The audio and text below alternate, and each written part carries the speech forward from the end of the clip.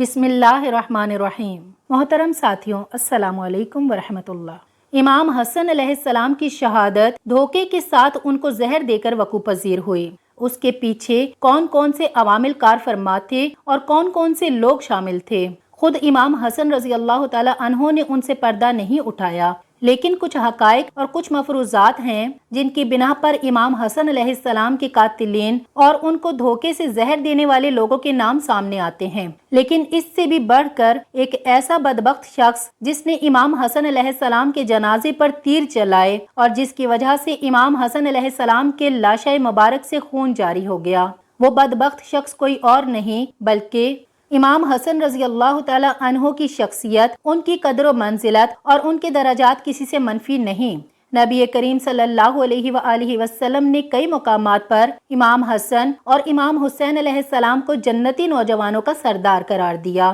اور یہی نہیں بلکہ نبی صلی اللہ علیہ وآلہ وسلم نے امام حسن علیہ السلام کے بارے میں ایک بار ارشاد فرمایا تھا کہ میرا یہ بیٹا مسلمانوں کے دو گروہوں کے درمیان مصالحت کا باعث بنے گا، اور نبی صلی اللہ علیہ وآلہ وسلم کی یہ حدیث مبارکہ اور پیش گوئی اس وقت مکمل ہوئی جب امام حسن علیہ السلام نے حضرت علی کرم اللہ وجہ الکریم کی شہادت کے بعد منصب خلافت سنبھالا، اور مسلمانوں کے درمیان جنگی صورتحال کو دیکھتے ہوئے امت کے وسیع تر مفاد میں اور امت کو آزمائشوں اور قتل و غارت سے بچانے کے لیے معاویہ بن ابی سفیان کے ہاتھ پر صلح کی اور خلافت ان کو دے دی۔ اس موقع پر مسلمانوں کے بہت سے گروہ ایسے تھے جو امام حسن علیہ السلام کو تنقید کا نشانہ بناتے تھے اور امام حسن علیہ السلام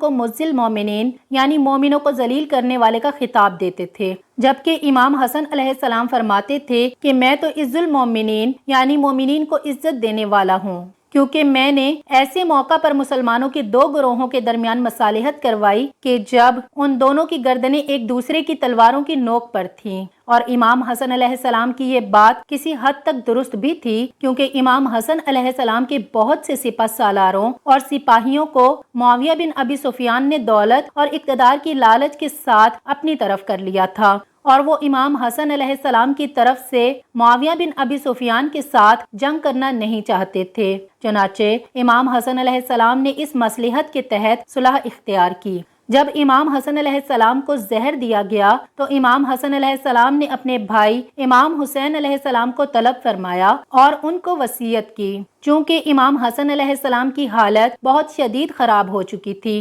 زہر اس قدر شدید تھا کہ آپ کا کلیجہ الٹیوں کی صورت میں باہر نکلتا تھا اور کلیجہ کٹ چکا تھا۔ مفسرین اور مورخین لکھتے ہیں کہ امام حسن علیہ السلام کو دیے جانے والا زہر کوئی عام زہر نہیں تھا بلکہ ایک ہیرا تھا جس کو کاٹ کر آپ کے مشکیزے میں ڈال دیا گیا تھا۔ جب آپ نے مشکیزے میں سے پانی پیا تو وہ ہیرا آپ کے جگر میں داخل ہو گیا اور ہیرے نے آپ کا جگر کاٹ دیا اور کہہ کی صورت میں جگر کے ٹکڑے باہر گرتے تھے۔ جب آپ سے امام حسین علیہ السلام نے دریافت کیا کہ بھائی مجھے بتائیے کہ آپ کو زہر کس نے دیا، تو امام حسن علیہ السلام نے فرمایا کہ مجھے یقین نہیں ہے اور شک کی بنا پر کسی کا نام نہیں لے سکتا کیونکہ تم لوگ اس کو قتل کر دو گے۔ اس لیے امام حسن علیہ السلام نے کسی کا بھی نام نہیں لیا، لیکن بہت سے مفسرین اور مورخین نے کچھ مفروضات پر ایک نام بتایا ہے جو کہ امام حسن علیہ السلام کی ہی زوجہ تھی۔ اس کا نام جودہ بنت اشد بن قیس کندی تھا۔ اس نے امام حسن کو زہر دے کر شہید کیا۔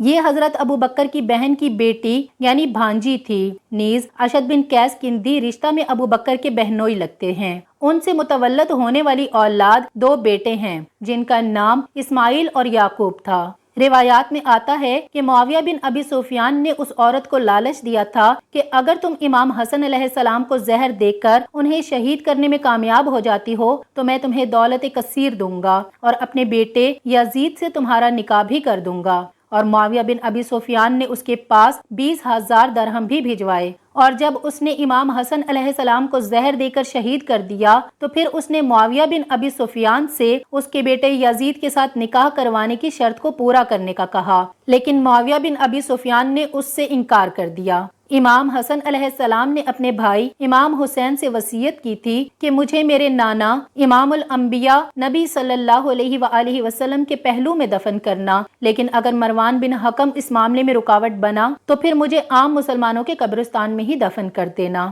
تاریخ گواہ ہے کہ جب امام حسن علیہ السلام کا جنازہ اٹھایا گیا اور امام حسن علیہ السلام کے جنازے کو روضہ رسول صلی اللہ علیہ وآلہ وسلم کی جانب ان کو وہاں دفن کرنے کے لیے لے جایا گیا تو مروان بن حکم راستے میں رکاوٹ بن گیا اور اس نے کہا کہ میں کبھی بھی روضہ رسول کے اندر امام حسن علیہ السلام کو دفن نہیں ہونے دوں گا۔ روایات میں آتا ہے کہ مروان بن حکم ظالم ملعون شخص نے امام حسن علیہ السلام کے جنازے پر تیر چلائے اور کچھ تیر امام حسن علیہ السلام کے جسد اقدس کو بھی لگے، اور یہ امام حسن علیہ السلام کا معجزہ تھا کہ امام حسن علیہ السلام کے لاش مبارک سے بھی خون جاری ہو گیا۔ سیدہ عائشہ صدیقہ رضی اللہ تعالی عنہا فرماتی ہیں کہ نبی صلی اللہ علیہ وآلہ وسلم کے دونوں نواسوں میں سے ایک کو تو ایک بار بھی کفن نصیب نہ ہوا اور ایک کو 2 بار کفن نصیب ہوا، یعنی امام حسین علیہ السلام جن کو بے گور و کفن کربلا کی تپتی ریت میں شہید کیا گیا، اور امام حسن علیہ السلام کو 2 بار کفن دیا گیا، یعنی جب مروان نے امام حسن علیہ السلام کی لاش پر تیر چلائے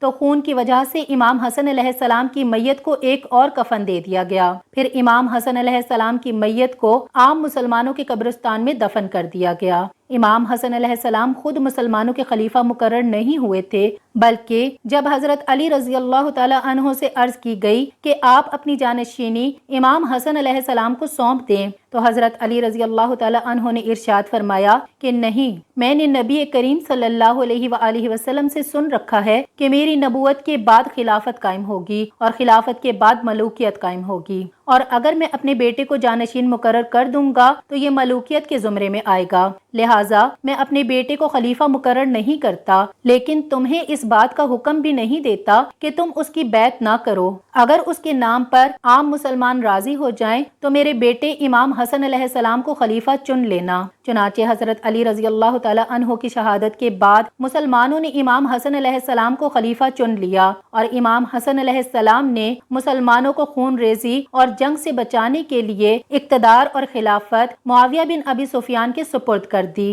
لیکن ساتھ یہ شرط بھی رکھی کہ معاویہ بن ابی سفیان اپنے بعد کسی کو خلیفہ نامزد نہیں کرے گا، بلکہ خلیفہ کی نامزدگی مجلس شورا کے ذریعے ہوگی، جیسے عمر فاروق رضی اللہ تعالی عنہ کے دور میں ہوئی تھی۔ اللہ سبحانہ و تعالی سے دعا ہے کہ وہ ہم سب کو ہدایت کاملہ عطا فرمائے، آمین یا رب العالمین۔